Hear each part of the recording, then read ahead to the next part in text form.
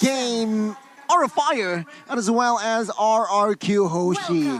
Who will take the first and last match and secure the semifinals? You're talking about the damage output, which is exactly the point. If they don't have enough damage, there's no point in them maintaining distance against RRQ, because eventually the Irithel and the Yve will outdamage your heroes. So you have to try. They have to find a way to get to Yve and Irithel, and they have enough damage to take out the squishy members. The tankier members, though, like R7, like Vin later on, they'll be able to do a lot of damage and maybe even sustain it back if they want to opt for a more sustainable itemization choice. Let's see, again, right, in the early stages, Fluffy can actually have more pressure here because of that Esmeralda-Paquito matchup. But Vin's also here. Fluffy needs to be careful. I don't think he's at risk of dying, but Godiva might be.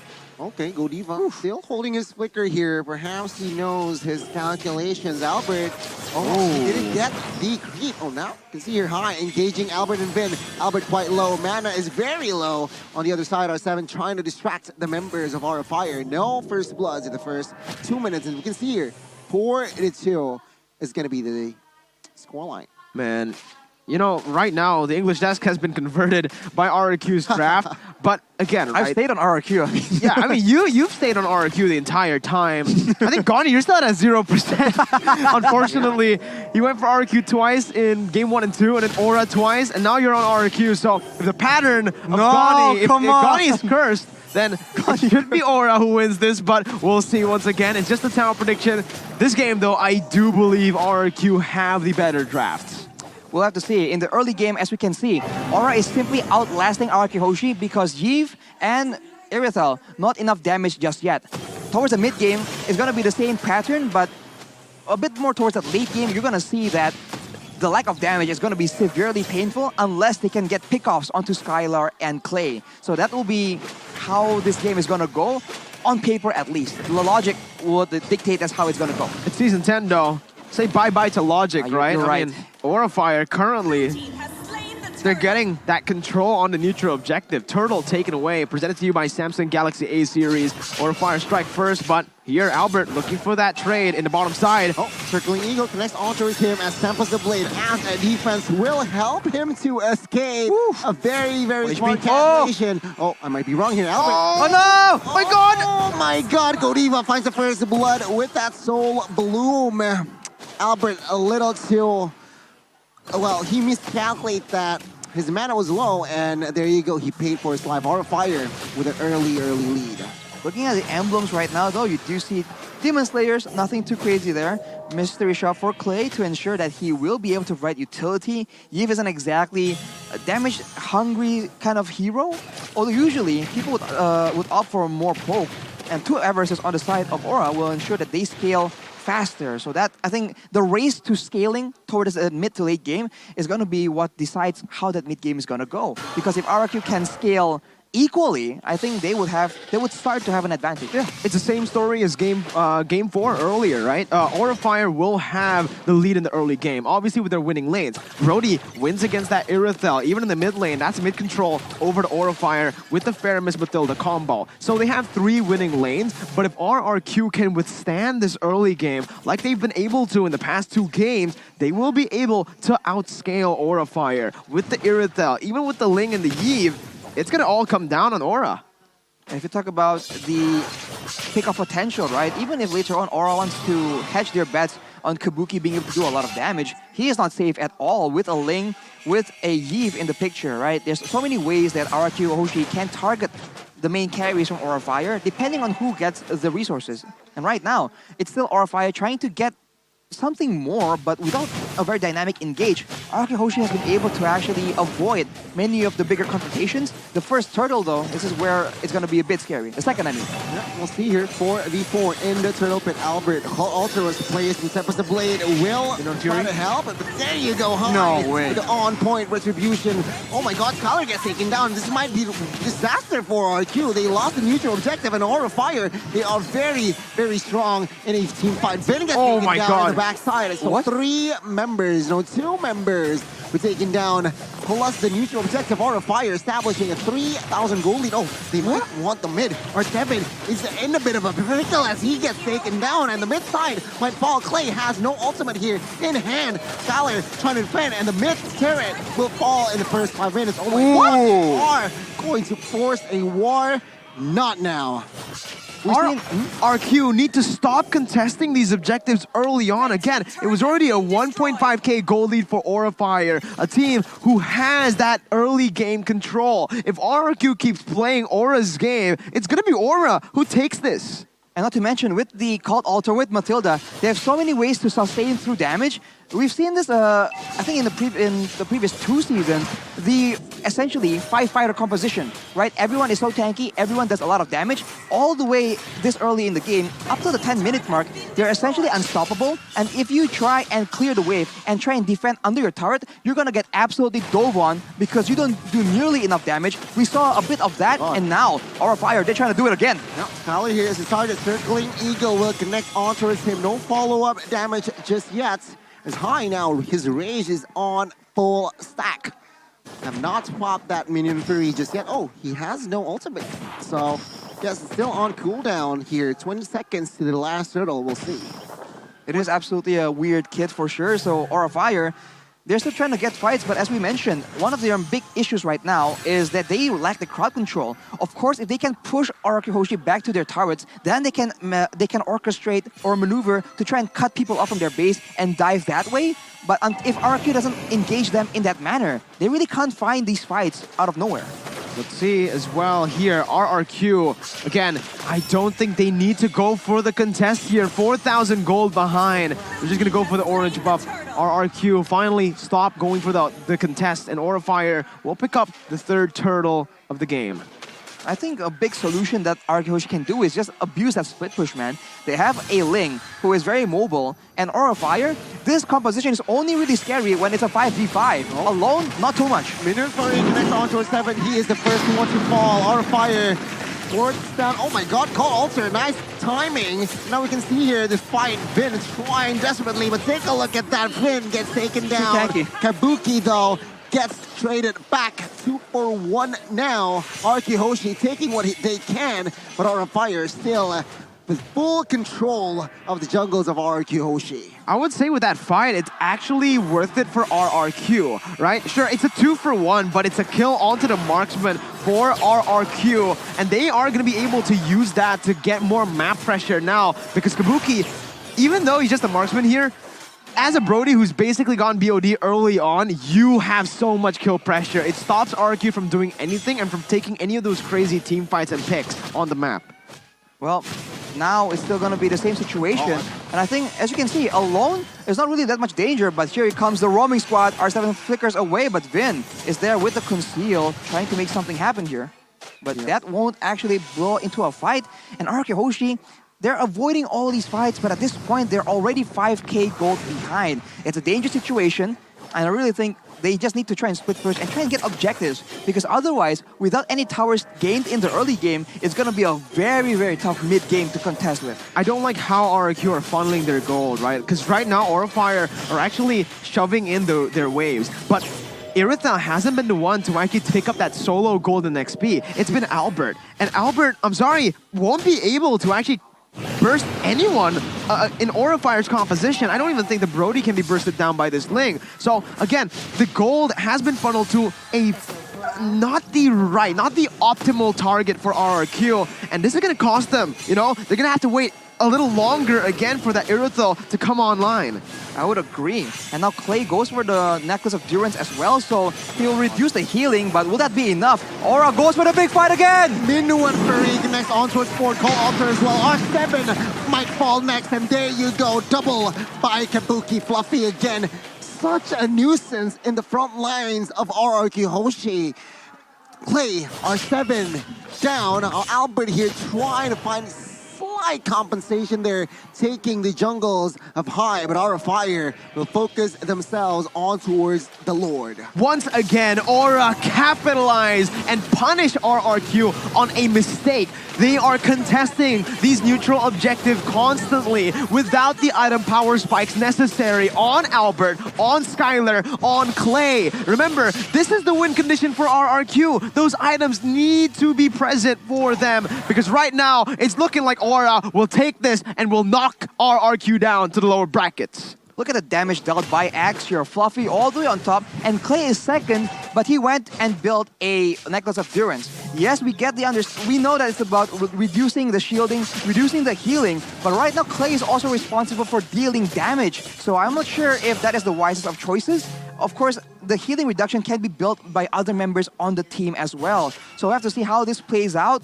For RRQ Hoshi, it's still a very difficult hold to try and make sure that Aura Fire does not completely take over the game. But with that Lord, they have a great chance of making that happen right here, right now. It's a 3-lane push here. Now you can see here, with that barrier, it delays the Lord push slightly. RRQ here trying to defend the mid one. But take a look at the boss side. It's quite vulnerable, but the passive is just there. Fluffy here diving in with that Star Moon. I think it's not a mistake, but I might be wrong here. Fluffy will be able to escape with that guiding wind and as well as Cold Altar.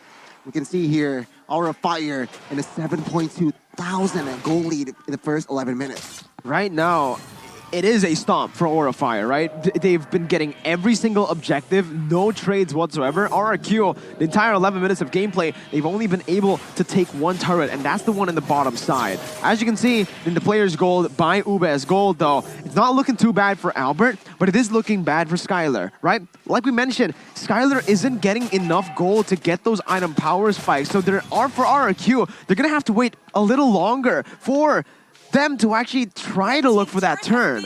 And if they go for these contests constantly, while they're 7,000 gold behind, it's not going to happen at all.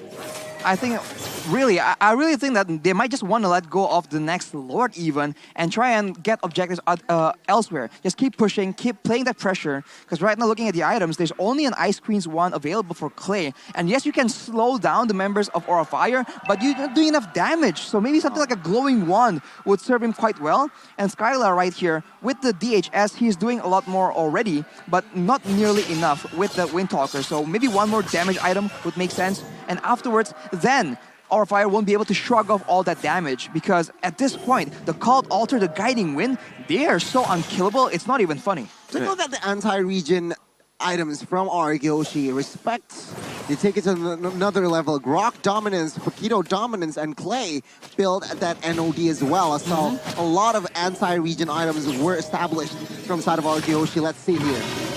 Fluffy dealing damage onto his R7. But nothing too fancy. Oh, in the backside though, Tempest of Blade. Ooh, Fury. Minion Fury connects onto it too. Tempest of Blade as a defense. Vin forced to use that flicker. Lock charge as well as a defense. Aura Fire displaying a very, very calm but forceful offense. Absolute dominance right now for Aura Fire. RRQ Hoshi, I don't know what they're going to do right now. They have to give this Lord over. They cannot go for the contest. Vin, opening up the map, will lose his life, I think. No. Oh my god, he has no flicker here. Aura Fire though, will not overcommit that one. Arashi. Well, Albert hasn't actually been pushing the wave though. He was farming in his own jungle while that was going on. So I think he should have put that time to better use. Maybe farm on the opposing side's jungle, or maybe just push the waves out, because right now with the waves in favor of Aura Fire, with that Lord coming in, they have a chance to use that Cult Altar and go for the cheese end. Everyone just running towards the base, using the Cult Altar and ending it right there without even going for the fights. Exactly. This is where Aura Fire wants RRQ to be. In a place together, clumped up for their composition to shine. And for RRQ, I don't see a way of them coming back from this. Two-lane push here from side of Aura Fire. Is this enough? Real win population. Vin, Lock Charge doesn't do anything. Let's take a look at that. Face Hugger gets taken down to the backside. Albert, no way. Damn it. RRQ defending their lives here. Is this a mistake? Aura Fire, one by one, they got his man. Tyler, though, will be taken down. Aura Fire, Puffy? They are trying to respond back. Fluffy here with that Immortal. So confident, but is it enough damage? Here comes Albert. He back up. Face Hugger is there. Immortal pops for Fluffy. Cold Altar is there to back up the teammates as now base turret number 2 will not fall, will fall. Number 1 and 2 will fall, mid and as well as bot. Aura Fire, that was a massive blunder from Facehugger, man. He did not pop the Cult Altar. He was waiting for the last possible second. Why? They did not need to make it that clutch. It was a game in the bag for Aura. But again, that one mistake has now given RRQ more life in this game. Irithel got a kill, and that was, I believe, a shutdown. Skylar is going to be online very, very soon in the 15th minute of the game, and Aura are going to have to wait for the next neutral objective to actually threaten that end now. They have to just play the map very smartly here. Moving forward, back and forth here is going to be important, right? Because they have to kite away from the big combo. If they don't get all hit with that big play, they have a chance here. And Godiva's caught out. Oh, overcommit here. Godiva gets taken down. Call Alter wasn't well timed. High might be next as that health from that Call Alter is still there, but one member has to pay the price, and it is going to be Godiva. 30 seconds to the next Lord. RRQ HOSHI still in this game. And now you can see the frustration building up from Aura Fire. They're going for fights that they don't need to take. They still have the gold lead. Well, at least they still had the gold lead. Now it practically doesn't matter with RRQ cornering Fluffy up top. Oh my god, they got snoozed here. Fluffy cannot escape. The shutdown is there. RRQ HOSHI. 2 minutes ago, they were defending their base, and now Aura Fire, they are the ones who are afraid to step out their base. And it's that moment, that's the timer. RRQ 16 minutes in. This is the time. Look at that Scarlet Phantom for Skylar. That solidifies it. That's the item power spike that they were waiting for. And for Aura, it's looking bleak. Well, Steel, Chemical Blade has in pot, Call Alter as well. Ooh. You can see here, High trying to distract, but Ben taking a lot of damage in the front side as well. He needs to be careful. Shadows MP that does not connect. Now we can see here, Skylar. And Nice one, Kabuki. trying to find Clay with that real manipulation and manages to somehow give pressure onto his Kabuki, but no real engages. Look at the difference here. Now with the damage available, Skylar cannot be ignored, and Clay is starting to do a lot of damage with his spells, right? This is the poke we've talked about, and Aura Fire have no answer. They don't have the range to do it, they don't have the engage, so this poke is gonna be so damaging, but right now they're playing that macro game, they're going for the Lord, trying to force RRQ to fight them on their own terms. High is banking on the fact that he has the minion Fury, but they leave the Lord. Oh my god, Clay. What? He gets the target, but Albert secures the Lord. This is a mistake. Kabuki gets taken down as well. Fluffy finds Skylar though, and in the backside we can see here, Albert finds a life in Godiva. High, stuck, RRQ HOSHI, they are not backing down. They are relentless, and they got the evolved. No, they got the enhanced Lord, and now it seems like Aura Fire, they are on the defense. 2 versus 4, can they do it? They left the Lord, and now it's RRQ knocking on the base, marching slowly with the Lord up top. Gani, it's looking like RRQ want to look for the close. 8 seconds though for Kabuki. Well, see Albert Finch poise into the inside. Oh, Alter, can he survive? Kabuki is inside, but R7 pushing the mid. Winter's Truncheon to delay time. Kabuki trying to do Kabuki! Oh my god! Kabuki! Kabuki finds Clay, and next he hunts for Vin. Now Vin with the wall charge, Shadows MP connects, but no damage whatsoever. Lord will be taken care of. Force out of Aura Fire.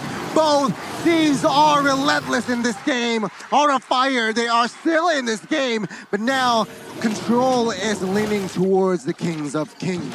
Oh my goodness. Again though, Aura Fire, yes, they got Clay, but at this point, with all the items fully built for both teams, it definitely favors RRQ. And Aura, they cannot make that mistake again.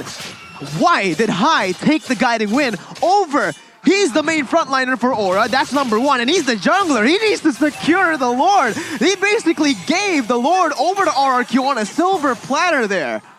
It's just unfortunate for sure, and RRQ HOSHI now are only not only, but they're 2.7k gold ahead. Of course, at this point, everyone has full items, so it won't matter anymore. Skylar, though, with the Has Claws right now, I don't think Aura Fire has enough damage to burst him down. He can reach damage. Minu and 4 ignites also we're seeing. Let's see, Sabbath of Blade as the defense, and now all 5 members from RRQ HOSHI disengaged from that fight. Luckily, 4 side of RRQ HOSHI, no clear follow-up damage were given from side of Aura Fire. If not, 3 members might be deleted there. What the heck? RRQ HOSHI now, 35 seconds on Fluffy. Once again, Fluffy has no immortal. Has the immortal. He will survive with that immortal, but the ultimate disengage once again. RRQ HOSHI realizing that 25 seconds is on the timer for the next Lord. Evolved 1, they rather play safe. This can be the same situation from the previous game, man. RRQ HOSHI can begin to use the neutral objectives to try and force Aura Fire into a choke point and let Clay do the rest of the work. He now has an Immortal as well for the next fight, and Skylar, he's still going to be a very serious source of damage that Aura Fire has no solution at all for. The Lord is up, but the waves are pushing again and again for Aura. This is their sole advantage in this game. What do they want to bank on? Aura Fire, they're going to bank on the Evolved Lord. They have the CC, they have the damage to secure it, but Fluffy needs to do a lot, and High needs to stay in the front line. Let's see what happens. Oh, see here, Lord, 20,000 health. Circling Eagle connects on towards Albert. Albert though, Tempest of Blade, call onto his spot as well. High will not take the retribution. It will fall to the side of RRQ HOSHI. 2 members falls though. RRQ HOSHI pays the prizes. Kabuki finds the double. And now we can see here, Aura Fire. They are struggling as the members from RRQ HOSHI is just everywhere. And with this Lord, mighty Lord pushing them inside, Aura Fire is in trouble. RRQ HOSHI 5,000 gold lead. Lord marching in. They might look for the end. Facehugger. And now with the Lord, it's not over just yet. As RRQ HOSHI finds the wipes out though. As RRQ HOSHI will send Aura Fire reverse sweeping. And this is bow down to the Kings of Kings. The Dragons have been tamed in the upper brackets by the Kings. Sent down to the depths of the lower brackets. RRQ progress to the upper brackets. A reverse sweep in the second day of playoffs. Yet again, a full 5 games for RRQ HOSHI to finally assert their dominance, reverse sweeping Aura Fire. They show you how it's done. They show you it's never over until it's really over. They are relentless. Down 2 and nothing, and look at them now. Look at the 3 fans. and 2. And we can see the fans, the passion exploding the stadium here. What the heck?